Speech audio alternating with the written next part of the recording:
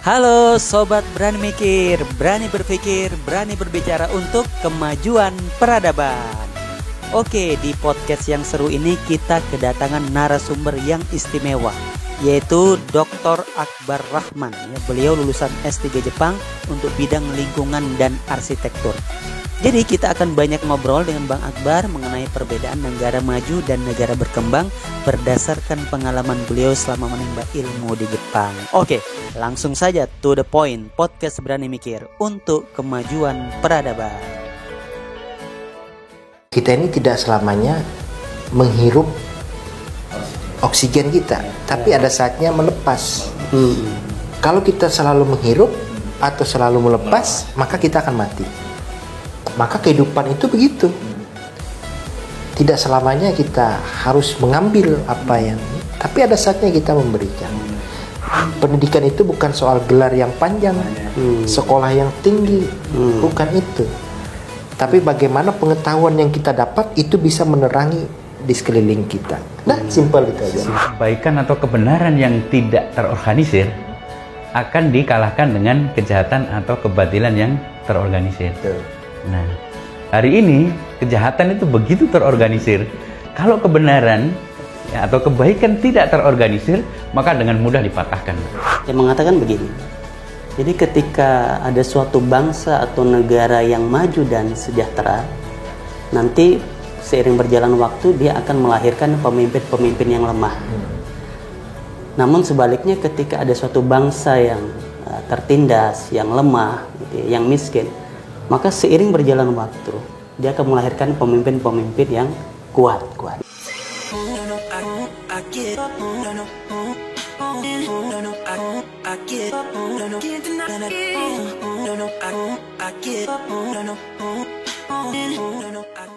Terkait dengan pembatasan penggunaan gadget ini. Nah, itu di sekolah ya.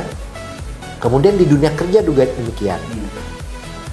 Perusahaan itu sangat selektif ketika dia menerima calon pegawai.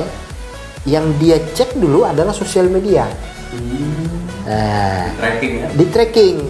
Makanya kemudian di Jepang itu kan tidak sembarangan dia menggunakan sosial media, tidak buka Facebook, Instagram. Hanya yang penting-penting. Hanya untuk berkomunikasi ya. Dia tidak pernah mengupload atau membuat status yang enggak ada. Itu udah jadi. Berarti tadi netizen Indonesia banyak yang nggak lulus berarti ya. Nah, gara-gara nggak lulus itulah kemudian mempermalukan wajah kita kan. Hal semacam ini kan sesungguhnya pemerintah juga menyadari, Pak. Nah, tapi kembali lagi ke pasal pertama, karena tadi sekolah dasar kita tidak lulus ya, dalam sisi afektif ya, dalam sisi moral etik ya, maupun dalam kita hanya kognitif saja kan, pengetahuan demi pengetahuan tanpa kita lakukan uji, ya kan? Nah, kalau seperti ini terus, sementara ini berlangsung lama kelamaan kita akan punah Pak secara ini, ya artinya. Iya, kan kita bisa melihat nih negara-negara yang tadinya kaya dengan sumber daya alam, hari ini jatuh miskin. Iya. Misalkan negara Nairu, Betul. Nairu di Samudra Pasifik gitu kan. Dulu dia kaya gara-gara tai burung. Fosfat ya. Ya. Nah, wah, itu lupa diri semua ini. Ya, jadi negara terkaya. Tapi ketika itu semakin habis, nah ini selesai dia. Itu contoh. Banyak lagi negara yang lain. Hari ini misalkan Argentina. Gitu. Ya. Argentina di akhir Perang Dunia Kedua dia negara maju, negara kaya. Tapi hari ini bagaimana? Makanya saya teringat dengan salah satu novel science fiksi, Pak. Ghost Fleet. P.W. Singer yang meramalkan, yang memprediksi ya, walaupun ini science fiksi, tapi kita melihat tanda-tandanya, realitasnya bahwa kondisi kita mencerminkan demikian, mencirikan demikian. Wah, tahun 2030 Indonesia bisa saja sudah tidak lagi eksis sebagai sebuah negara. Nah, ini kan patut menjadi pengingat bagi kita, di mana dulu juga ada negara-negara besar yang hari ini sudah tumbang, Uni Soviet misal, Kalau dulu ada di Nusantara sendiri ada Sriwijaya, ada Majapahit, gimana sekarang kan jejaknya. Nah, termasuk Indonesia hari ini kan juga tidak terlepas daripada hal-hal yang demikian ya.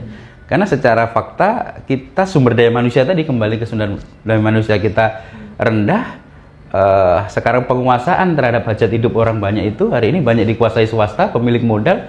Sementara kapasitas kekuatan kita tidak memenuhi syarat untuk melakukan intervensi, ya kan? Kita secara kolektif kita kalah dengan undang-undang, walaupun hari ini banyak yang tersadar, tapi pada faktanya itu kan tidak bisa. Nah, lama-kelamaan bisa saja ini terjadi seperti dulu pada yang terjadi pada suku aborigin misalkan, pada suku Indian misalkan. Nah, hari ini karena kan kita sudah lalai, sudah abai ya terhadap tadi sebenarnya hal-hal yang mendasar yang pemerintah hari ini lupakan. Nah, kembali kepada soal etik dan moral tadi, yang mana hari ini ya kalau ditinjau dari indeks pembangunan manusia IPM-nya Indonesia di bawah 100, ya kan? Iya. Nah, ini kan mencirikan bahwa hal yang paling fundamental tadi yang harus sama-sama kita sadari, kita mulai dari mana? Ya, di tengah kondisi yang hari ini begitu kompleks ini ya, saling salah-salah ini jatuhnya ini kan. Jadi kita ini sebenarnya dalam pusaran permasalahan yang sangat besar ya. Itu prediksi misalkan 2030 kita tinggal nama, bisa jadi kalau kita tidak hari ini tidak betul-betul waspada dan serius membenahi. Coba bayangkan sekarang hari ini budget APBN misalkan yang digelontorkan untuk bidang pendidikan itu sangat besar kan? Sangat besar. Tapi secara implementatif kita tidak merasakan. Outputnya tidak jelas kan? Tidak merasakan ya? Tidak merasakan. Merasakan ya?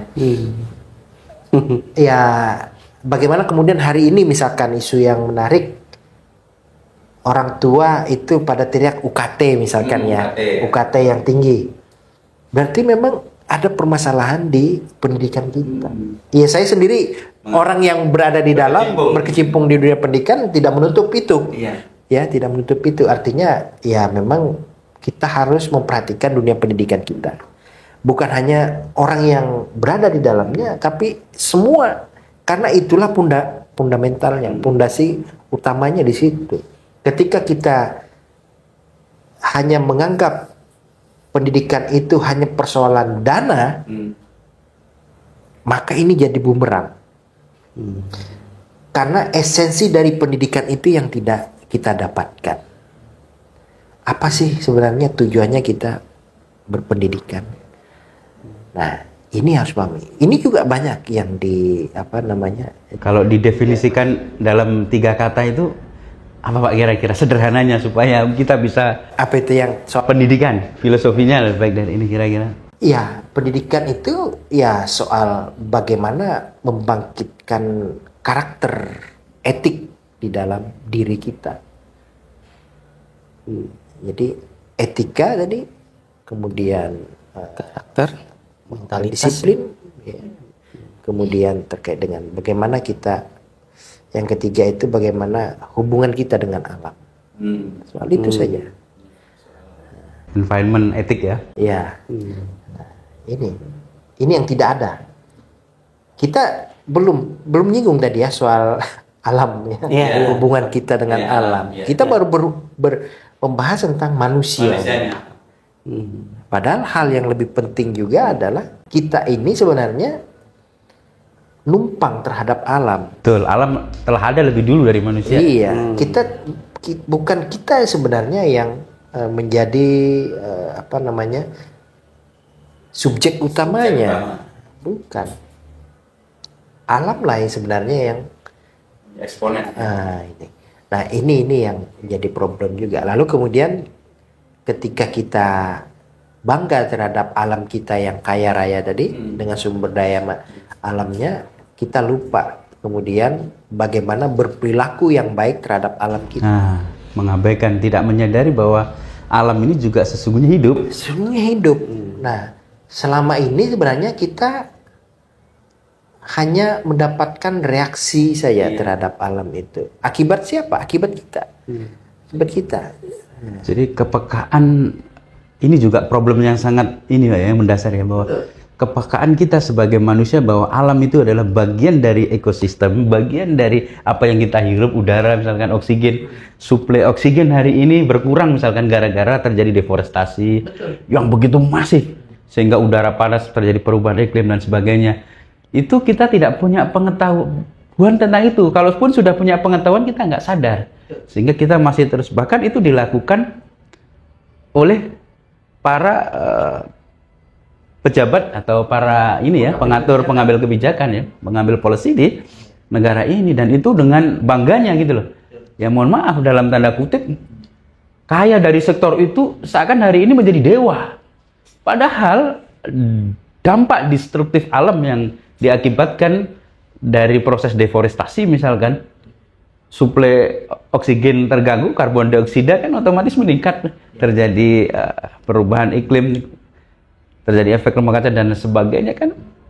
Ini yang dampak secara tidak langsung yang memang manusia rakyat Indonesia sekarang tidak menyadari, dan hari ini sudah terjadi bencana dan lain sebagainya. Nah, ini yang kita rasakan. Inilah yang saya katakan tadi, bahwa tidak ada negara yang abadi kekayaannya dari sumber daya alam. Sumber daya alam itu nanti akan habis. Dan ketika itu selesai, maka selesai juga wilayah atau daerah itu kan. Lalu kemudian pengambil kebijakan harus pandai-pandai bagaimana mengelola alamnya. Ya, bagaimana mengelola alamnya. Bukan hanya soal terus mengeruk ya sampai habis, eksploitasi, tapi bagaimana kita mencoba untuk menyisihkan, menahan, kemudian meningkatkan. Nah, itu ini juga soal pendidikan. Iya, ada hubung kaitnya dengan pasal 1 tadi ya, problem basis tadi ya. Mereka juga harus paham bagaimana berhubungan dengan alam tadi kan. Itu kan persoalannya. Tapi Pak, tapi justru yang menjadi pemimpin atau penguasa kan di negara kita ini adalah pengusaha di bidang mengelola atau mengeksploitasi alam tadi justru, Pak. Sehingga dia bisa masuk ke ruang-ruang kebijakan. Karena kembali lagi persoalan tadi, bahwa kita ini belum melakukan kehidupan yang betul-betul ideal ya. Dalam artian SD saja kita tidak lulus. Slogan SD kita ini lah ya. Iya, SD saja kita tidak lulus. Jadi kita tidak tahu hal-hal yang memang fundamental yang harus menjadi prioritas kita. Lalu kemudian hanya menganggap, nah, kalau kita ya bisa dikatakan pemikirannya itu tidak jauh, nalarnya tidak sampai jauh, tapi hanya yang di depan mata. Gitu ya. Jadi depan mata apa? Ketika si pengusaha ini ingin mengamankan wilayahnya, wilayah bisnisnya dipertahankan, dia hanya melihatnya ke situ. Dia tidak bisa melihat ke kehidupan yang lain. Nah, ini yang terjadi. Dan itu dianggap sesuatu yang normal. Makanya saya juga nyatakan dari awal bahwa kita ini masih sektoral gitu ya. Nah, sektoral. Tidak terintegral. Ya, jadi parsial kita ini, berpikirnya parsial, belum holistik ya. Nah, itulah kemudian menyebabkan tadi persoalan itu ya terus muncul. Terus muncul. Iya. Artinya seperti lingkaran setan kan, Pak? Sangat. Iya. Nah, tapi sebenarnya kan kita sudah tahu. Sudah tahu ini problemnya. Ya dari bacaan tadi kan. Nah, kita sudah bisa menguraikan sebenarnya. Sekarang bagaimana kita apa ya solusi konkretnya kan? Apakah ekstrimnya potong generasi kah? Atau bagaimana kah? Nah, ini ya yang menarik Pak sebenarnya untuk dijadikan bahan pemikiran kan, bahan diskursus tentang ini yang hari ini kita pemerintah hari ini tidak ada diskursus tentang ini. Bung Gandendra gimana? Jadi kalau melihat tadi apa yang dijelaskan. Jadi fenomena ini sebenarnya tidak terjadi saat ini saja. Dulu pada era sebelumnya sudah terjadi ya. Kalau di dalam teori kekuasaan itu, kalau kita melihat itu dulu ada Machiavelli juga melihat seperti itu. Misalkan di Ibnu Khaldun juga membahas tentang bahkan dalam teori siklus, dalam buku Muqaddimah itu kan dipaparkan juga, Pak, bahwa segala sesuatu di dunia ini dalam sistem peradaban umat maupun bangsa bersifat siklus. Dia akan mengalami kelahiran, kemudian dia tumbuh dan berkembang, kemudian sampai pada puncak kejayaannya, kemudian dia akan mengalami perpecahan, kemudian dia akan turun lagi dan mati, dan kemudian akan muncul. Nah, jadi hal ini sudah berlaku sudah cukup lama, hanya saja terkadang kita tidak melihatnya sebagai sebuah pelajaran, ya, sehingga kita abai seakan-akan hidup seperti ini kekal abadi selamanya, ya. Padahal kalau berdasarkan teori itu, teori Ibnu Khaldun itu sebenarnya kita harus membangun kesadaran personal terlebih dahulu.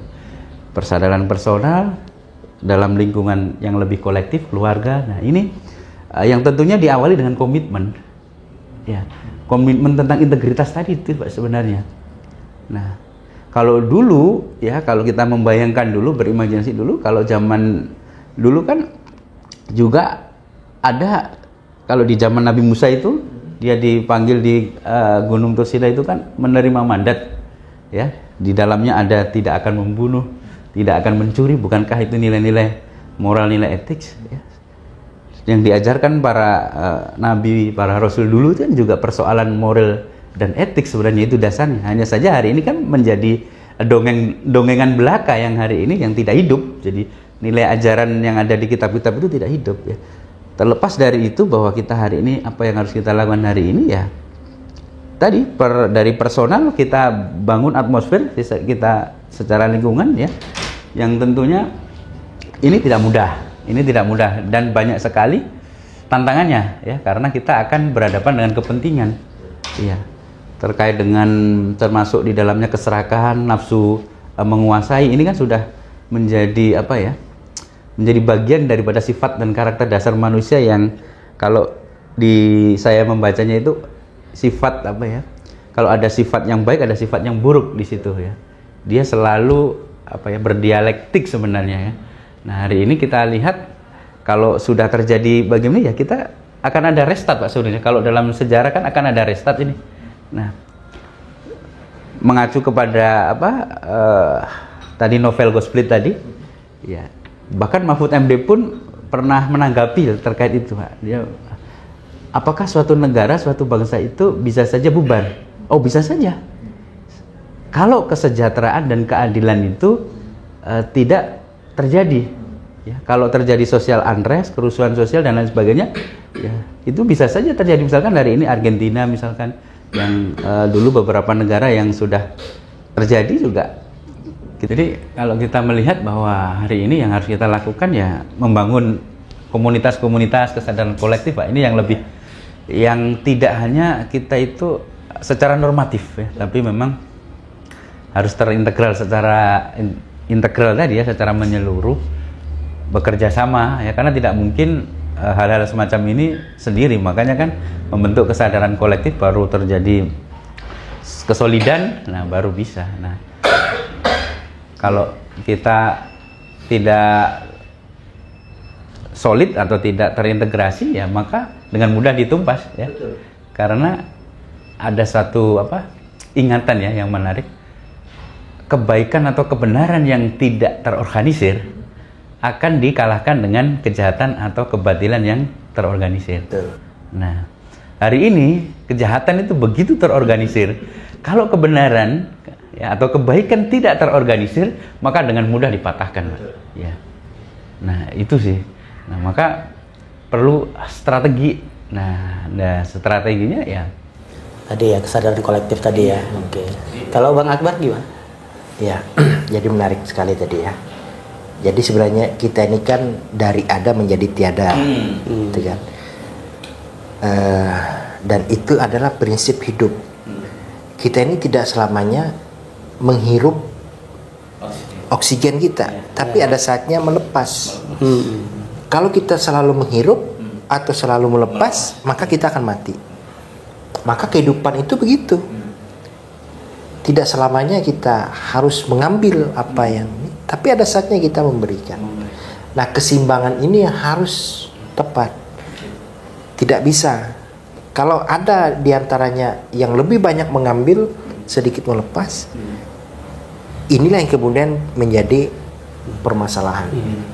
Nah, itu yang harus kita jaga dengan baik-baik. Nah, terkait dengan apa langkah yang harus kita lakukan? Yang pertama, kita tidak boleh memadamkan satu lilin pun di tengah kegelapan. Ya, tapi kita harus tetap jaga lilin itu meskipun hanya satu tetap nyala. Dan kita akan terus mencari lilin-lilin yang lain untuk bersatu agar semua semakin terang. Nah, itu yang harus kita lakukan. Dan ini juga menjadi filosofi dalam dunia pendidikan. Bahwa ketika kita memasukkan nutrisi pengetahuan ke dalam otak kita, itulah kemudian yang akan menerangi kehidupan. Nah, inilah sebenarnya substansi dari pendidikan itu. Pendidikan itu bukan soal gelar yang panjang, sekolah yang tinggi, bukan itu. Tapi bagaimana pengetahuan yang kita dapat itu bisa menerangi di sekeliling kita. Nah, simpel itu aja. Wah, luar biasa. Oke, Pak. Ya, jadi saya tadi sudah mendengar diskusinya. Saya berpikir begitu ya. Jadi memang Indonesia ini begitu kompleks permasalahannya. Dan saya tadi sempat bertanya, apakah pemimpin negeri kita tidak mengetahui ada negara-negara maju? Kalau saya bandingkan saja dengan Jepang. Saya coba lihat dari segi sejarah ya. Karena kalau kita ingin melihat suatu persoalan atau menilai suatu persoalan supaya lebih komprehensif kan, jadi kita harus melihat dari sisi sejarah. Karena kan dari sejarah kita bisa melihat latar belakang peristiwa ya. Kenapa terjadi di Indonesia seperti ini. Jadi di abad 18 itu diceritakan bahwa kapal-kapal Amerika datang kepada Jepang. Nah, waktu itu sudah ditemukan mesin uap di situ. Ada kalau tidak salah 3 kapal uap. Jadi di situ dipimpin oleh Commodore Matue Ferry dan meminta agar pelabuhan Jepang dibuka. Dan di situ dikisahkan bahwa rakyat Jepang waktu itu melihat, wah ini ada naga yang mengamuk begitu. Artinya saya menyimpulkan, oh orang Jepang dulu ternyata primitif gitu ya. Karena mereka melakukan politik isolasi kan selama 250 tahun. Iya, betul. Yang disebut sakuku itu kan. Nah, itu di abad 18 seperti itu. Artinya saya tarik lagi ke belakang, oh berarti sama seperti ketika Hernan Cortes itu datang ke Meksiko di abad 18, ketika dia melihat Hernan Cortes dengan pasukannya berkuda kemudian membawa senjata api, dikira itu adalah dewa mereka begitu ya. Karena mereka tidak pernah melihat kuda dan senjata api. Betul. Nah jadi, kurang lebih sama ini. Artinya bangsa Jepang pada waktu itu sama seperti Gelap suku juga. Indian. Iya, gelap. Lalu di abad yang sama, di tahun 18, apa yang terjadi di Indonesia? Ya, Indonesia kan belum ada. Betul. Masih yang ada, Belanda. ya adanya kita nih kerajaan-kerajaan dan VOC sudah datang kepada kita. Ada dari Inggris, Prancis itu memperebutkan kekuasaan. Artinya kalau dari segi permasalahan, ya sama juga. Para bangsa-bangsa imperialis itu sedang datang gitu ya. Betul. Tapi bedanya bangsa Jepang pada waktu itu belajar. Wah ini mereka akan menjajah kita. Apa yang harus kita lakukan? Kenapa mereka bisa maju? Ternyata mereka berpikir politik isolasi ini selain membuat kita miskin, ternyata kita tertinggal gitu ya. Secara peradaban gitu ya. Kita gelap. Akhirnya mereka menyimpulkan, oh ini sebenarnya bicara perang kecerdasan saja. Bangsa mana yang paling cerdas, yang menguasai ilmu pengetahuan dan teknologi, maka dia akan menguasai dunia. Betul. Oleh karenanya terjadilah restorasi Meiji, akhirnya dibuka begitu kan, bangsa Jepang menerima begitu. Kemudian mereka sambil menerima tapi canggihnya mereka belajar. Sebenarnya kekuatan-kekuatan Barat itu apa gitu kan? Akhirnya dikirimlah orang-orang yang pintar-pintar ya Jepang untuk belajar ke Eropa untuk menyerap tadi terkait pendidikan. Saya menyimpulkan ada kesepakatan antara para pemimpin dan rakyatnya, mereka satu suara. Ini yang harus kita benahi adalah berkenaan dengan sumber daya manusia. Nah, sumber daya manusia. Sehingga mereka belajar, mereka yang tadinya dijajah di abad 18, akhirnya ternyata di tahun 1945 dia juga sama kan? Menjajah. Artinya sudah sebanding nih, apple to apple. Ya, perang dunia kedua dia ikut gitu kan? Betul. Dan hebatnya lagi setelah diberi bom atom di Hiroshima di Nagasaki bisa bangkit lagi seperti sekarang gitu. Ya, jadi api semangat belajar orang Jepang tuh sangat tinggi sekali, dan daya serap untuk ilmu tuh yang paling ambisius dan paling berhasil kalau saya melihat. Betul. Nah, artinya kalau semangat orang-orang Jepang itu ada pada Indonesia, ini tidak sesuatu yang tidak mungkin pasti bisa gitu ya. Tapi permasalahannya, saya menilai berarti menyimpulkan perbedaan kita ini hanya pada masalah mentalitas kita tadi ya. Tadi bicara kedisiplinan, integritas, komitmen, begitu. Bukannya para pemimpin atau rakyat kita tidak tahu, tetapi komitmen untuk sama-sama kita berubah gitu ya. Kita sadar bahwa ini sesuatu yang kondisi tidak baik-baik saja. Tetapi kalau tadi yang disampaikan oleh Pak Akbar bahwa ya memang saya sangat sepakat ya. Walaupun kondisi Indonesia ini gelap, ya, jadi lilin-lilin ini harus tetap menyala ya, dan harus ada lilin yang lain juga. Betul. Gitu kan? Dan ada yang mengatakan begini. Jadi ketika ada suatu bangsa atau negara yang maju dan sejahtera, nanti seiring berjalan waktu dia akan melahirkan pemimpin-pemimpin yang lemah. Namun sebaliknya ketika ada suatu bangsa yang tertindas, yang lemah, gitu ya, yang miskin, maka seiring berjalan waktu dia akan melahirkan pemimpin-pemimpin yang kuat. Nah, itu menjadi di balik pesimisme kita ini ada optimisme, harapan ya seperti itu. Karena dulu bangsa Jepang juga sebenarnya sangat gelap juga, gitu kan? Betul, gitu betul. Ya. Betul sekali ya. Jadi menarik tadi soal restorasi Meiji ya. Jadi kalau di Jepang itu kan kita kenal ada banyak kastel di setiap wilayah itu. Dan setiap kastel itu pasti karakter bangunannya berada di tengah benteng air ya, mengelilingi dan tinggi. Karena dulu mereka memang ada budaya ninja. Jadi antar kastel ini dulu bertempur juga, bertempur sebelum restorasi Meiji gitu ya. Ingin saling menguasai juga. Ingin menguasai setiap wilayah itu. Ya kayak dulu negara Nusantara dulu ya, kerajaan kecil-kecil saling ini kan, saling sikut. Sama. Nah perbedaannya kemudian ketika masa kolonialisasi gitu kan, Jepang ini kan negara Asia yang paling paling banyak menjajah wilayah-wilayah di Asia juga ya. Karena dia belajar dari Eropa tadi kan. Dia belajar di situ. Nah, tapi kemudian Amerika memberi peringatan gitu pada Jepang, lalu bom Hiroshima dan Nagasaki Nah, tapi apa? Substansinya Jepang tahu. Tahu cara bangkit. Tahu bangkitnya. Kan dia belajar dari barat juga. Dari barat juga bahwa konsentrasinya adalah di manusia. Nah, ketika Hiroshima itu dibom Nagasaki, yang dicari pertama bukan siapa-siapa, tapi guru. Pendidik. Itulah yang menjadi fundamental Jepang bangkit lagi. Di situ kuncinya sebenarnya. Saya tidak bisa membayangkan ternyata kalau misalnya Indonesia yang bom atom lebih hancur lagi. Tapi kalau perbedaan guru dalam era bom atom Nagasaki dan Hiroshima, guru dalam konteks bukan profesi saya rasa, bukan, tapi sebagai pendidik, sebagai agent of change ya, agen perubahan untuk tetap menginfluence, memberikan tadi lilin, memberikan cahaya.